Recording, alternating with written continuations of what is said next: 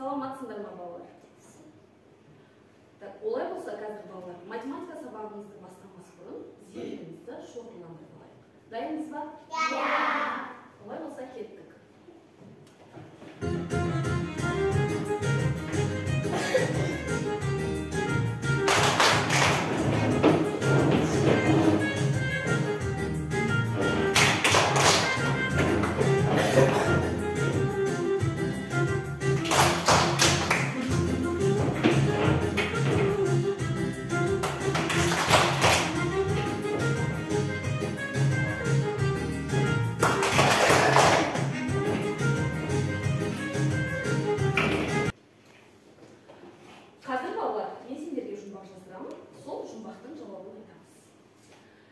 Қозғалмастан бір елі түні бойы жүреді. Ол не балалар? Сағат. Ол сағат. Ал енді мына жерде неше сағат көріп отырмыз? 2 сағат көріп отырмыз, дұрыс айтасыздар. А енді осы 2 сағаттың ұқсастығы мен айырмашылығын айта аламыз ба? Ұқсастығы неде? Бірінші ұқсастығын айтайықшы Жахангер. Олардың екеуі де дөңгелек. Дұрыс айтады. Оларда екеуінде цифр бар. Дұрыс айтады. Екеуі де уақытта бірдей. Өте тамаша. А енді айырмашылығы ше? Айырмашылық көріп тұрсыңдар екеуіне? Айрина. Екінші сағат рим цифр, ал біріншісі кәдімгі цифр. Дұрыс айтады. Күнделікті біздің өмірде пайдаланып жүрген нелеріміз цифрлар. А енді мына жердегі бірінші сағатта сағаттың неше болғанын айта аламыз ба? Қанша болса? 10-12. Екінші сағатта ше? 12 бол. А енді мына жақта бізде күнделікті өмірде пайдаланып жүрген цифрларымыз, иә? Мына жақта қандай цифрлар? Рим. А сендер білесіңдер ме рим цифрларының жазылуын және ол қалай оқылуын? Білмейміз, иә? Дұрыс айтады. А олай болса білгің келеді ме? Олай болса қалай ойлайсыңдар? Бүгінгі біздің жаңа сабағымыздың тақырыбы не? Рим цифрлар. Дұрыс айтасыңдар. Дұрыс айтасыңдар, балалар. Сонда бүгінгі біздің жаңа сабағымыздың тақырыбы, балалар, рим цифрлар. Яғни бүгінгі сабақта сендер 12-ге дейінгі сандарды рим цифрларымен жазуды және оларды оқуды үйренесіңдер. Және сонымен қатар, балалар, бүгінгі сабақта жұппен жұмыс жасайсыңдар, өздерің жеке жұмыс жасайсыңдар, және сол жұмысты жасай отырып, өздерің бағалап отырасыңдар. Сендерге мен әрқайсыңа бағалау парақшасын бердім. Сол бағалау парақшасына әр жұмысты орындап болған соң, өздерің не істеп отырасыңдар? Бағалап, балдарыңнан қойып, сабақтың соңында сол жинаған балдардың арқылы не істейсіңдер? Бағаланасыңдар. Түсінікті ғой, иә? Жақсы. Енді олай болса, мінекей, мына жердегі қараңдаршы, мына жерде рим цифрлар неге ұқсайды? Кім білейін? Ағылшын әріптеріне. Дұрыс айтасыңдар, ағылшын, яғни латын әріптеріне ұқсайды. Дұрыс па? Өте қатты ұқсайды, иә? Жақсы. Мынау ше мына цифрлар, қандай цифрлар екен? Арақ цифрлар. Бұл арақ цифрлары, иә? Мінекей, біздің күнделікті өмірде қолданып жүрген цифрларымыз, бұлар арақ цифрлары. Бұл арақ цифрлары, қараңдаршы, қанша? Бәріміз бірге оқықшы, қандай цифрлар? 0, 1, 2, 3, 4, 5, 6, 7, 8, 9. Осы 10 цифр, иә? Осы 10 цифрдің көмегінен біз математикада 2 таңбалы сандарды, 3 таңбалы сандарды, 4 таңбалы сандарды, 5 таңбалы сандарды да бәрін істейміз, жазамыз. Иә? Жазамыз. Бұл балалар, бұл цифрлар арақ цифрлары деп аталады.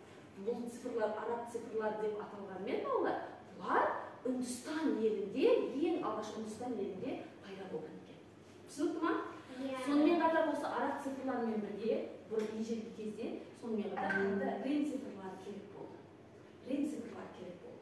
Көріп тұрмыз ба рим цифрларын? Мінекей, ежелгі римде қараңдар, мінекей, цифрлардың орнына әріптерді қолданды. Мысалы үшін бірдің орнына қараңдар, мінекей, и әріпі. Ал 5-дің орнына қараңдар қайырге ұқсайды? Дұрыс айтады. Ал 10-ше қайырге ұқсайды? 2-ге ұқсайды, дұрыс айтады. Ал мына жерде 50-ше қайырге ұқсайды? 100-ше қайыр екен? Ал 500-ше?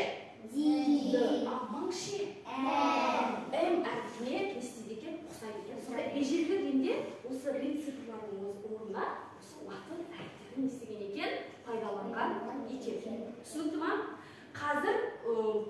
цифрлар рен цифры деп аталады. Түсінді ғой, иә? Олай болса, жақсылап тұрып есіңізге сақтаймыз. Кәмеге қайсақ не екен? Сонда осы қараңдаршы, 1, 2, 3, 4, 5, 6, 7 цифр арқылы рен цифрының барлық сандары жазылады екен. Ол үшін мына 7 цифрдің қалай жазылатынын жақсылап тұрып естіп алуымыз керек екен, есімізге сақтап алуымыз керек.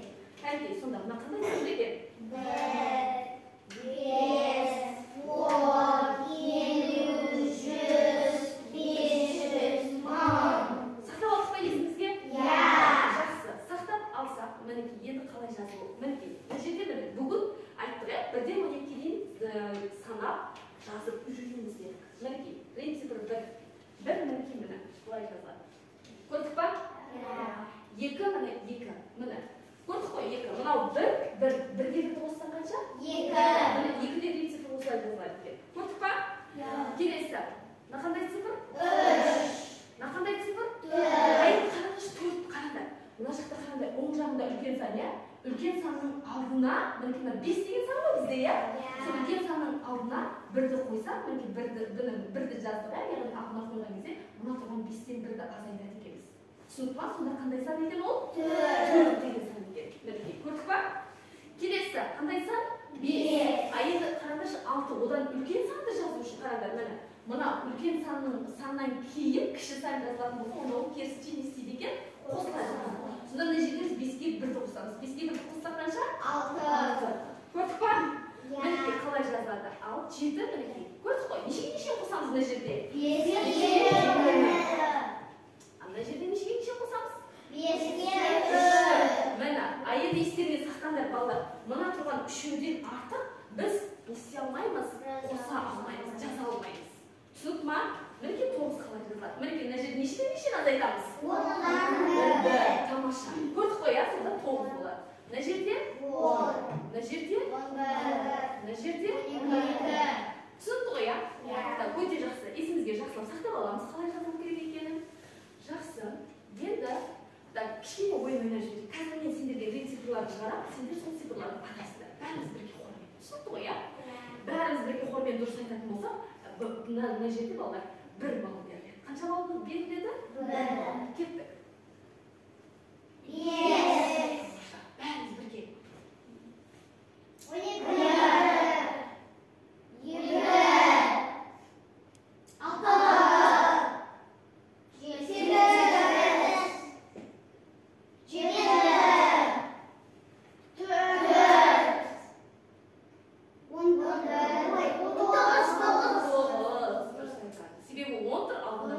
10-нан 1-ді аламыз қанша? 9.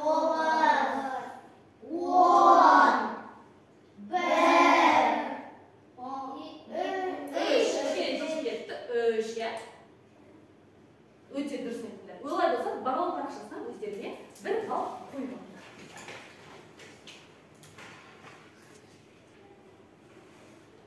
Қоса бер. Олай болса, балалар, келесі тапсырма топпен жұмыс жасайсыздар. Бұл жерде балалар, сендердің әрқайсысына мен беріп қойдым. Сол тапсырмада қараңдар. Рен цифрларын көріп тұрмыз ғой, иә? Сол рен цифрларына мына жақта араб цифрларын сәйкестендіресіздер. Кімге керісінше араб цифрлары берді? Ол қандай цифрмен сәйкестендіреді? Рен цифрымен сәйкестендіреді. Егер де топпен дұрыс бәрін орындасаңдар, онда бұл тапсырмаға балалар 5 балл беріледі. Ал кірсеңіз ол балалар. Ал орындап бітсек балалар, кәнекей, бірінші топ тұрып көрсетеді өзінің орындаған тапсырмаларын. Дұрыс па балалар? Иә. Кәнекей, не дейміз? Келесі, екінші топтан кім көрсетеді? Айсұлтан көрсетеді. Кәнекей, бұлай көрсетсей мені. Дұрыс па балалар? Иә. Не дейміз? Жарайсың. Тамаша. Келесі, топтан рен цифрларын сәйкестендіруді көрсетеміз. Дұрыс па? Көріңдерші, дұрыс па? Иә. Не дейміз? Жарайсың. Ал келесі 4-ші топтан кім көрсетеді? Кәнекей? Дұрыс па балалар, қараңдаршы? Иә. Не дейміз? Жарайсың. Жақсы. Олай болса өздерінің бағалау парақшаларына 5 балл қойып алыңдар. Олай болса қазір балалар, келесі тапсырмамыз сендердің алдарыңда мынандай таяқша тұр. Осы таяқшаның көмегімен қазір қазір мен тақтаға араб цифрын шығарамын, ал сендер соны рим цифрымен жазып естисіңдер, көрсетесіңдер. Түсінікті ма? Так, дайынсыз ба? Так, олай болса кеттік. Жылдамдатамыз. 3-ті жасадық, тез-тез.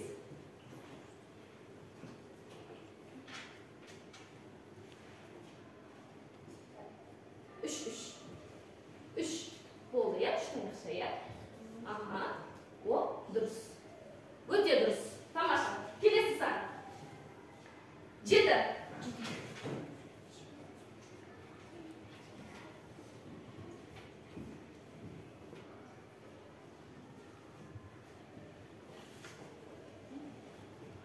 Сегіз дұрыс болмай қалды. Раяна. 7. Аха. 7 деген кезде мына екеуі керісінше мына жақта болады, иә? Дұрыс. Дұрыс. Келесі сан.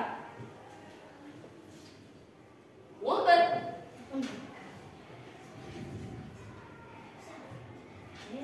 Сегодня болып қалды. Аха, 7 болды. Сегодня болып қалды, Раяна. Аха, 7 дұрыс болды. 8 9 болып қалды. Керісінше бір-біріне қа қоясың. Бір-біріне қа қоясың, иә?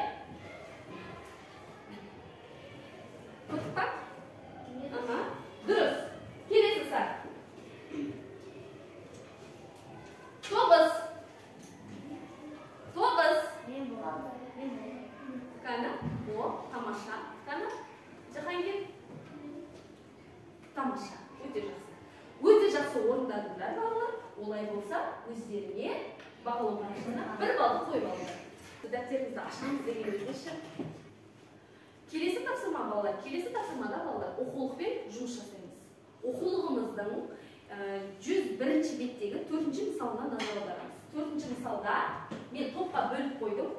Сол топқа берілген тапсырмаларды әрбір өзі орындап, дұрыс орындаса, 2 балл өзіне жинайды.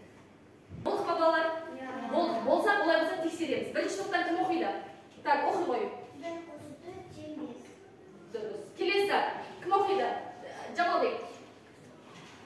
11 азайту 4 7. Дұрыс па? Бәрі солай шықты ма? Келесі екінші топтан кім оқиды? Нұрай. 9 қосу 3 тең 12. Келесі кім оқиды? Айсұлтан. 12 азайту 7 тең 5. Дұрыс па? Солай шықты ма? Бәрі келесі топтан кім оқиды? Қосу 8 тең 12. Дұрыс па? Келесі, Әділжан. 11 азайту 9 тең 2. Дұрыс па? Бәрі солай шықты ма? Дұрыс. Келесі, төртінші топтан. Дұрыс па? Келесі, Жахангер. 12 азайту 8 тең. Дұрыс па? Бәрі дұрыс шықты ма? Олай болса өздеріне бағалау парақшасынан 2 балл қойып алады. Табан іздері тапсырмасы. Так, бұл іздерде рим цифрларын атап отырып жүреміз деп айтамын, түсіндіремін. Дұрыс. Балалар, қазір сабағымызды қорытындылау үшін табан іздері әдісі арқылы рим цифрларын қадам жасай отырып, рим цифрларын дұрыс атаймыз. Кестік қоя. Олай болса, кім? Мөлді келе қой кестесіз. Рим цифрларын дұрыс қадам жасай отырып, рим цифрларын дұрыс атаймыз. 7, 5, 6, 9, 4. Тамаша. Келесі, Қайрат шыға қой. Сен де жастағы Қайрат. 12, 4, 8, 11, 2, 10, 100 мың. Дұрыс па, балалар? Жақсы, өте жақсы. Олай болса, бәріміз дұрыс жасадық, иә? Дұрыс жасағандарымыздың бәріміз өзімізге 1 балл қойып алайық. Осымен, балалар, сабағымыз өз мәресіне жетті. Енді осы сабақтан алған әсерімізді және бағамызды көрсету үшін бағалау парақшасындағы өздерің алған балдардың санын қосып, қорытындысын өздерің қолмен көрсете қойыңдар. Мінекей, кімде 10 балл, мінекей мынадай белгіні көрсетеді, 9 балл мынадай белгі, 7 балл мынадай белгі, 6-8 балл мынадай белгі. Кәнекей, қандай белгі бағыттарында? Обетмандай. Кәнекей, өте тамаша. Жарайсыңдар.